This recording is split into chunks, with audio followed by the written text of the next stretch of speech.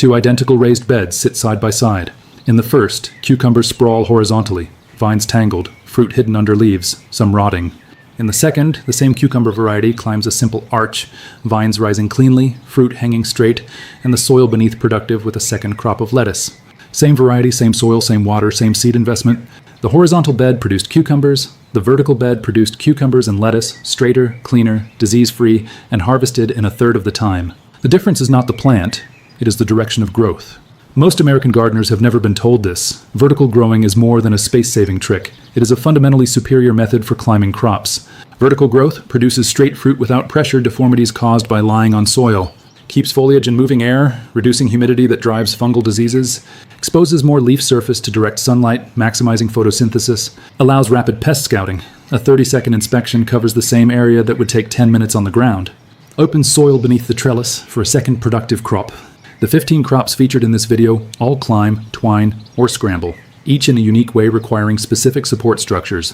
Every entry includes the appropriate trellis type for the crop's attachment mechanism, spacing recommendations to maximize yield per vertical foot, the single most important management technique often skipped by standard guides. Gardening knowledge of this kind transforms how gardeners use existing space.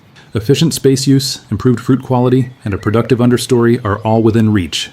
Before starting, consider your garden situation. Raised beds, in-ground rows, containers, or a combination. And your biggest vertical growing challenge. These factors will determine which crops and structures suit your space best.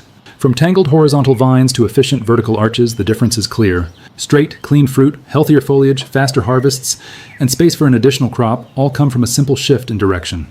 But that's only the beginning. Before diving into the crop list, it's important to understand the 4 mechanisms that make vertical growing so effective. These mechanisms guide which crops to trellis, the structures to build, and how to manage plants once they begin climbing. Mechanism 1, airflow and disease reduction. Fungal pathogens like powdery mildew, downy mildew, and anthracnose require high humidity at the plant surface to germinate. Ground sprawling vines trap humid air in their dense canopy, creating the perfect microclimate for disease. Vertically trained vines in moving air maintain lower surface humidity, reducing fungal infections and maintaining healthier foliage. Research consistently shows lower disease incidence in trellised crops compared to ground-grown plants. Mechanism 2, light distribution. A horizontal vine shades its own lower leaves, limiting photosynthesis and wasting water and nutrients. Vertical training exposes most leaf surfaces to direct sunlight, maximizing the photosynthetic area per square foot of soil. Better light exposure translates into stronger growth, improved fruit set, and higher overall yields. Mechanism 3, fruit quality. Fruits resting on soil are prone to pressure deformities, moisture-related rot, and exposure to soil-borne pests and pathogens. Hanging fruit on a vertical vine develops without deformation, without contact with soil, and in a reduced humidity environment, extending shelf life and improving harvest quality. Mechanism 4, space multiplication through understory planting. A trellis arch or A-frame opens the soil beneath for a second crop. Shade-tolerant, cool-season crops can thrive in the filtered light, benefiting from reduced temperatures under the canopy. The climbing crop occupies only the footprint of the trellis structure, while everything beneath becomes productive space. Understanding these 4 mechanisms is the foundation of efficient vertical gardening. Airflow improves health, light exposure maximizes growth, fruit hangs clean and straight, and soil underneath produces a secondary harvest. Together, they redefine what is possible in a garden of any size. When implemented correctly, vertical growing does more than save space. It enhances plant performance, reduces labor, improves fruit quality, and multiplies productivity from the same ground footprint. Now let's move into the next stage. Sugar snap peas are self-climbing via tendrils that coil around supports automatically.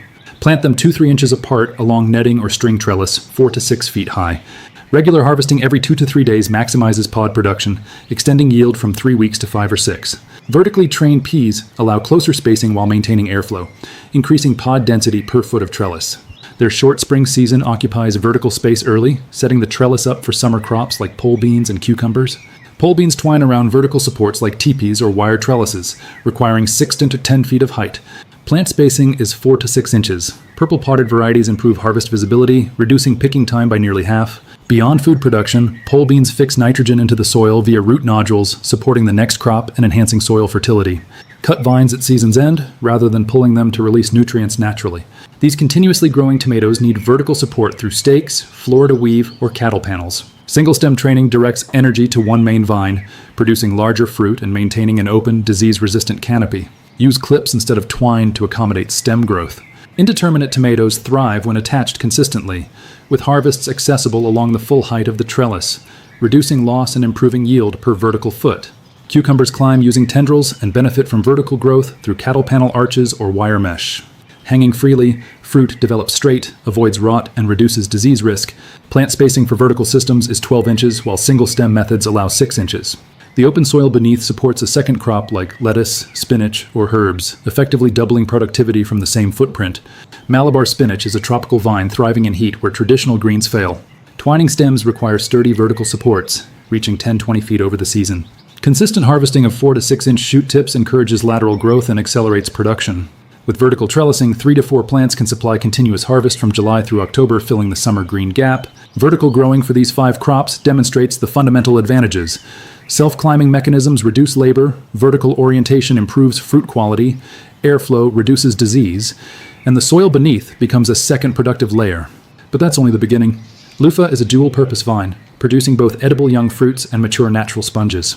It climbs aggressively, requiring an extremely sturdy vertical structure such as a pergola or cattle panel. Vertical growth keeps the long vines organized and accessible, preventing them from overwhelming other plants. Young loofah fruits, harvested at 4 to 6 inches, are tender and slightly sweet, similar to zucchini. Mature brown fruits, left on the vine until the skin turns papery, produce fibrous sponges that are biodegradable and durable. Hanging the fruit vertically ensures straight growth, which is critical for both culinary and sponge uses. Without support, loofah sprawls uncontrollably, making harvesting difficult and reducing productivity. Next, we move to a self-seeding fruit that thrives with simple support. Ground cherries are small, sweet fruits enclosed in papery husks. While they can sprawl on the ground, unsupported branches are brittle and prone to breaking under the weight of the fruit, especially after rain. Supporting the plant with a cage or stake system keeps the branches upright, maintains fruit accessibility, and protects the fruit from mud and rot. Ripe ground cherries drop naturally from the husk, making harvest easy when supported. On the ground, this process becomes messy and inefficient, with fruits buried in foliage or soil. With vertical support, the fruit remains clean, visible, and easy to collect. Ground cherries are also self-seeding. Seeds fall into the soil under the supported plant, germinating the next season without intervention. This creates a semi-perennial harvest in warmer climates, allowing gardeners to enjoy successive crops without purchasing new seeds every year. Supporting ground cherries maximizes both yield and convenience, ensuring that each fruit is easy to find, clean, and ready to eat. From small berries to sprawling giants, the next crop shows how vertical growth transforms winter squash and pumpkins. Winter squash and pumpkins are among the most dramatic examples of vertical growing. Ground-grown vines sprawl widely, occupying 100 to 300 square feet per plant, whereas a properly trellised vine uses just 2 to 4 square feet while producing equivalent fruit. Ensuring proper support is essential for vertical success. Heavy trellises, such as cattle panels or purpose-built arbors, keep long vines upright. Any fruit over 2 pounds requires a sling to prevent the stem from tearing. Simple materials like old pantyhose or t-shirt fabric can cradle the developing fruit and support even larger pumpkins with a mesh or chicken wire hammock. Vertical growth improves airflow, reduces humidity-related diseases, and exposes the fruit to better sunlight, resulting in healthier, cleaner squash. It also opens the soil beneath for a second crop. By elevating the vines, gardeners gain more usable space without sacrificing yield. Selecting suitable varieties is critical. Compact or semi-bush types like delicata, butternut, or sweet dumpling perform best vertically.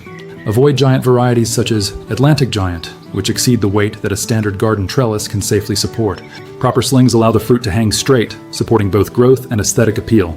Additionally, vertical growing improves harvest efficiency, reducing bending, searching, and soil contact that can lead to rot. Next, we explore a fruiting vine that doubles production and adds a splash of color to the garden: Tomatillos. Tomatillos are productive, salsa-ready fruits that benefit greatly from vertical support. Unsupported, their brittle branches collapse under the weight of the husked fruits, hiding them in tangled foliage and making harvest slow and inefficient.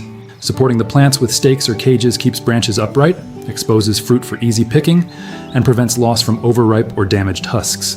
Tomatillos are self-incompatible, requiring at least 2 genetically distinct plants for pollination. Positioning these plants on stakes or cages within pollinator range ensures proper fruit set. Supported plants yield significantly more accessible fruit, often 30 to 50% more than unsupported ground-grown plants, because every fruit can be easily located and harvested. Harvesting vertical tomatillos allows for immediate use in fresh salsas, or roasting for deeper, smoky flavors. By keeping fruits elevated and visible, vertical growing transforms the management of this traditional Mexican crop and ensures maximum production in a small space.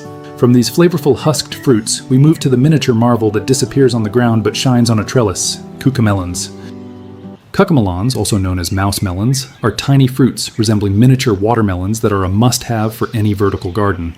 Ground growing produces a visual tangle where small leaves and fruit blend with the soil, making harvest difficult and time-consuming. On a fine mesh trellis, these vines climb neatly, displaying the fruit at eye level for easy collection. This saves your back and your time. Each fruit is eaten whole, offering a crisp, slightly citrusy flavor like a cucumber with a hint of lime, perfect for salads. Vertical growing also highlights their ornamental value, creating a stunning green wall dotted with these unique, striped mini-fruits. Cucamelon vines attach themselves with delicate tendrils, climbing naturally without the need for heavy tying. A fine mesh trellis or closely spaced string support is essential for these lightweight stems to climb effectively. Spacing plants 12 inches apart along the support ensures full coverage and makes every fruit easy to spot during harvest. They thrive in full sun and well-draining soil. These hardy plants are surprisingly resilient once they take root. Cucamelons are naturally resistant to many common garden pests, making them an easy care option for organic gardeners. Consistent watering is key to preventing bitterness. Keep the soil moist, especially during the peak heat of summer. Harvest timing is critical. Pick your cucamelons when they are about 3/4 to 1 inch long. Picking them at this size ensures they are tender and sweet before the seeds fully mature and toughen.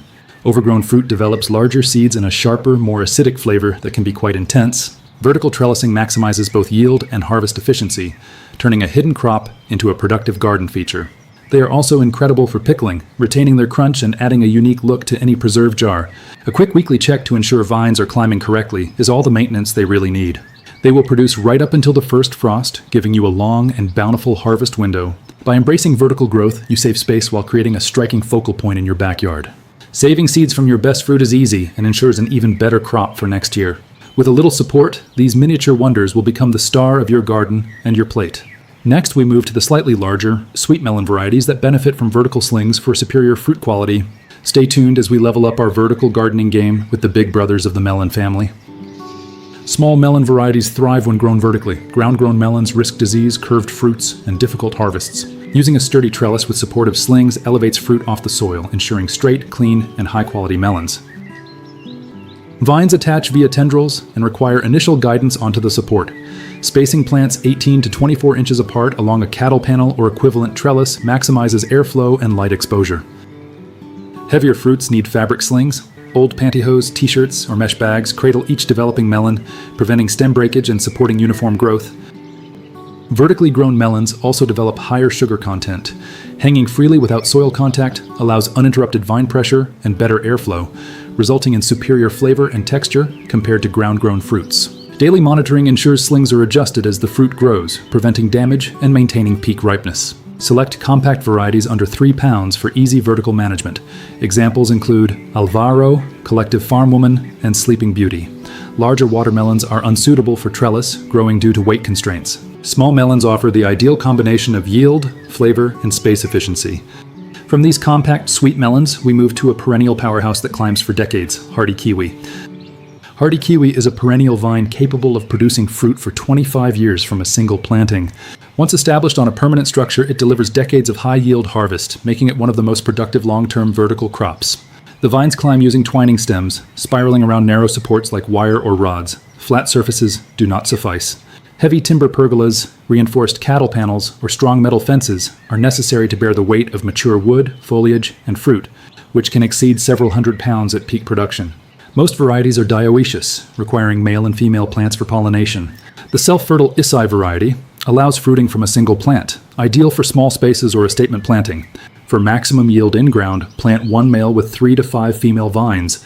Spacing and structure are critical. Vines reach 15 to 30 feet in height and spread. The structural investment made during planting must anticipate mature weight, not initial growth. Failure to match trellis strength with vine maturity risks collapse over time. Hardy kiwi produces grape-sized, smooth-skinned fruit with exceptional flavor, providing a unique addition to the home garden.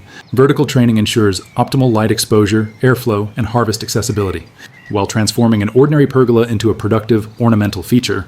Next, we explore a vine that combines breathtaking flowers with edible fruit and butterfly habitat, passion fruit. Passion fruit is a vigorous climbing vine valued for both ornamental and edible qualities. Its flowers are among the most visually extraordinary in the plant kingdom. While certain species provide habitat for butterflies like the Gulf fritillary, the vine climbs using tendrils, attaching easily to fences, mesh, wire, or arbors. In zones 5-9 for P. incarnata or 9-11 for P. edulis, it can cover 20 to 40 feet of trellis, making it an impressive vertical statement. Partial shade is tolerated, with flowers and fruit developing with as little as 3 to 5 hours of direct sun. This makes passion fruit ideal for east-facing fences or partially shaded pergolas where other fruiting vines fail. The edible fruit, known as Maypop, is egg-shaped, yellow-green at ripeness, and contains a seedy pulp with a mild tropical flavor, often described as floral honey notes. Fruits can be eaten fresh, juiced, or made into jams, providing access to a Native American food largely unavailable in stores. Vertical training exposes the canopy to air and light, supporting healthy fruit development and easier harvesting. Fruit is easier to monitor and collect when vines are supported, and the structure allows both floral display and pollinator access without shading other crops. From passion fruit's exotic beauty, we turn to a tropical vine built for heat and extraordinary pod length, yard-long beans. Yard-long beans are a tropical climbing bean that produces pods up to 18 to 24 inches long. The vines climb using twining stems, requiring vertical string trellises, teepees, or narrow poles to wrap around. Spacing plants 6 inches apart maximizes production without overcrowding. These beans thrive in sustained heat, continuing to flower and set pods when standard pole beans slow or stop production above 90 degrees Fahrenheit. This makes them ideal for southern gardens in zones 7 to 10, or for midsummer production in cooler zones where other beans stall for several weeks. Harvesting at the right stage is critical. Pods should be 12 to 18 inches long before seeds bulge. At this size, the pods are tender with a slightly denser bite than standard green beans. Culinary applications are simple, sliced and stir-fried with garlic and soy sauce for a classic Asian-style preparation. Vertical support keeps the vines upright, preventing the long pods from touching the ground, reducing rot risk, and improving airflow for disease prevention. Properly trellised, yard-long beans are easier to monitor, harvest, and maintain, producing higher yields per linear foot of trellis. Finally, we look at a personal-sized watermelon that defies expectations by growing vertically. Small fruited watermelons, such as Sugar Baby or Golden Midget, can be grown vertically on sturdy trellis systems using sling support. The vines use tendrils to climb and require consistent guidance to ensure the fruit develops safely off the ground. These personal-sized watermelons, typically 5 to 8 pounds, occupy only a fraction of the ground space compared to traditional horizontal planting. A plant that would require over 40 square feet can thrive in just 4 square feet when supported correctly. Fruit support is critical. A cotton sling or mesh hammock cradles the growing melon, accommodating its increasing weight. The sling must be checked and adjusted every 2 to 3 days as the melon enlarges. When mature, the melon's tendril at the stem dries and turns brown, signaling ripeness, and a hollow sound when tapped confirms it is ready to harvest. Selecting small varieties is essential. Standard full-size watermelons exceed the structural limits of home trellises and risk tearing the vine from the support. Personal-sized varieties allow reliable vertical growth without compromising fruit quality. Now that we've covered all 15 crops, it's time to match them to the right trellis structures for maximum efficiency.